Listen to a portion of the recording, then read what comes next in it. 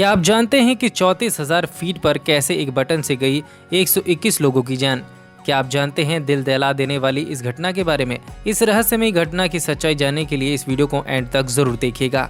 Helios plane crash की कहानी है 2005 की, जब ग्रीस में हेलियोस प्लेन दुर्घटनाग्रस्त हो गया था और इसमें बैठे 121 लोगों की दर्दनाक मौत हो गई थी।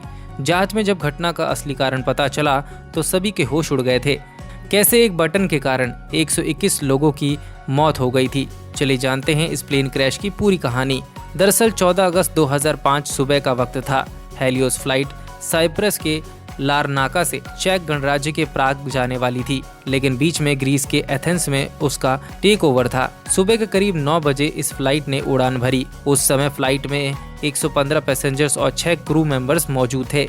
इसे उड़ा रहे थे 58 वर्षीय German pilot Hans Jurgen Martin, जिन्हें कुल 16,900 उड़ानों के घंटों का एक्सपीरियंस था। उनके साथ थे को पायलट 51 वर्षीय पोपेंस चार्ल्स बोस, जिन्हें 7,549 उड़ान घंटों का एक्सपीरियंस था। वहीं फ्लाइट अटेंडेंट के तौर पर एंड्रियास प्रोडोमो कमान संभाले हुई थी। उड़ान भरने के 12 मिनट बाद यानी 9:12 पर प्लेन 12,040 फीट की ऊंचाई पर पहुंच गया।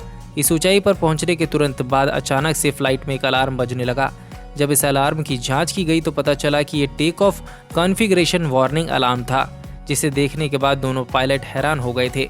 वह इसलिए क्योंकि टेक ऑफ कॉन्फ़िगरेशन अलार्म तब बजता है जब प्लेन ग्राउंड पर होता है और वह उड़ान भरने के लिए तैयार नहीं होता। ऐसे में 12,000 से ज्यादा फीट की ऊंचाई पर अलार्म के इस तरह बजने का कारण दोनों ही पायलट समझ नहीं पा रहे थे। 3 घंटे से भी कम समय के बाद बोइंग 737 पूर्वी ग्रीस के ग्रामाटिको शहर के करीब पहाड़ियों में दुर्घटनाग्रस्त हो गया था, जिससे विमान में सवार सभी 121 यात्रियों की मौत हो गई थी। चालक दल ने कैबिन दबाव के नुकसान के चेतावनी संकेतों को नजरअंदाज कर दिया था, जिसके परिणाम स्वरूप पायलट हाइपोक्सिया के कारण अक्षम हो गए थे। विमान पर नियंत्रण हासिल करने के आखिरी मिनट के प्रयास असफल रहे थे। उड़ान भरने के 5 मिनट बाद विमान के कैबिन की ऊंचाई की चेतावनी वाला हॉर्न बज उठा था, जिससे चालक दल को चढ़ाई रोकनी पड़ी थी। इस वक्त विमान 12,040 फीट की ऊंचाई पर मौजूद था। हालांकि टेक ऑफ कॉन्फ़िगरेशन चेतावनी के समान ध्वनि के साथ चालक दल ने अलार्म को नजरअंदाज कर दिया था और अपनी चढ़ाई जारी रखी थी।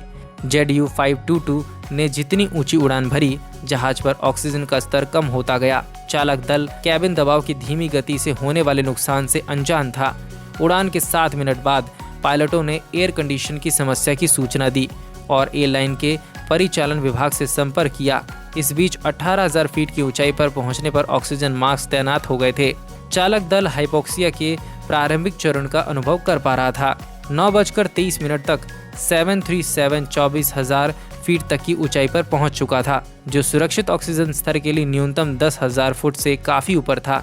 9:30 पर एथेंस उड़ान सूचना क्षेत्र में प्रवेश करने पर विमान ने ऑटो पायलट पर चक्कर लगाना शुरू कर दिया था, क्योंकि दबाव में और कमी आने की वजह से चालक दल को अक्षम होना पड़ा था।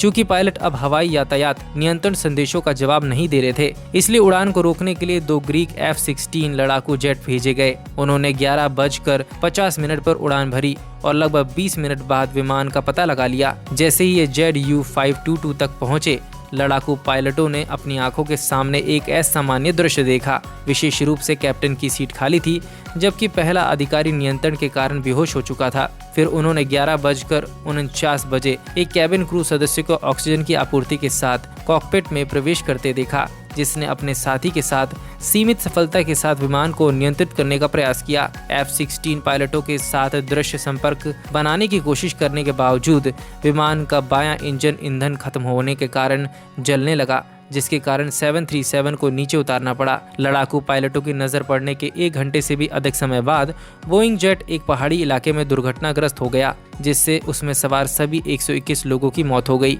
हेलियोस एयरबेस द्वारा संचालित बोइंग 730 दुर्घटनाग्रस्त क्यों हुआ? खैर, सबसे सरल व्याख्यान यही है कि पायलट के साथ साथ विमान में सवार लगभग सभी लोग कैबिन में दबाव की कमी के कारण बेहोश हो गए थे और कैबिन में दबाव न होने के कारण यहाँ तक कि पायलट घुंटी घुमाना भूल गए थे, जिससे विमान में बैठे लोगों के लिए पर्याप्त हवा सुनिश्चित नहीं हो पाई। दोस्तों, वीडियो अच्छा लगा हो तो हमें कमेंट सेक्शन में अपनी राय कमेंट जरूर करें और इस वीडियो को लाइक करें। साथ ही हमारे पेज को फॉलो कर लीजिए।